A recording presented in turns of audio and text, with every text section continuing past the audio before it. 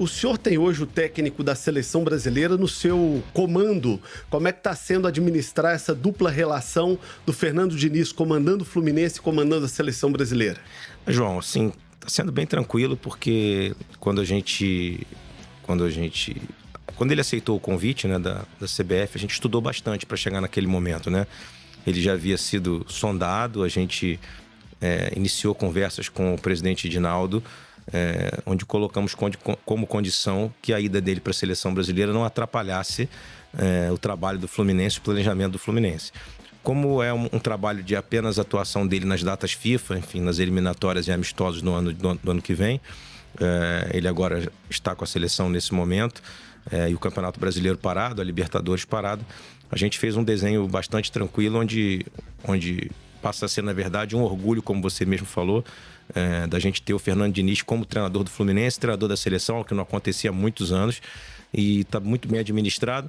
Prova é de que, enfim, mesmo após o convite para a seleção e ter assumido a seleção, os resultados no Fluminense continuaram excelentes. A postura do presidente Edinaldo e a postura da CBF e a maneira como esse processo todo foi tratado por Fluminense, CBF e o próprio Fernando Diniz, isso também mostra um amadurecimento do futebol brasileiro na parte de gestão, né? Sem dúvida alguma. Eu acho que de parte a parte, né? Uma coisa muito importante, que eu falei para você agora, que assim, os resultados se mantiveram.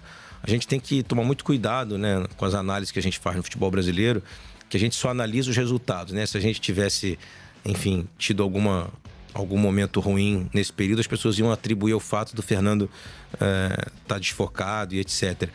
Eu conheço bastante ele, assim, só para você ter uma ideia, o Fernando mora no Rio de Janeiro já há mais de um ano, que é nosso treinador. Ele não traz não leva a família nunca para o Rio, assim, ele mora sozinho num hotel, né? Se dedica praticamente todo o tempo ao Fluminense, enfim, a preparar o time, a ver jogos de adversários. É um treinador que vê, sei lá, 4, 5 jogos de futebol por dia de adversários. Então tem um trabalho muito intenso. Então a gente não tinha nenhuma dúvida, a gente que conhece por dentro, não tinha nenhuma dúvida que isso não ia interferir. Só que as pessoas ficam esperando os resultados.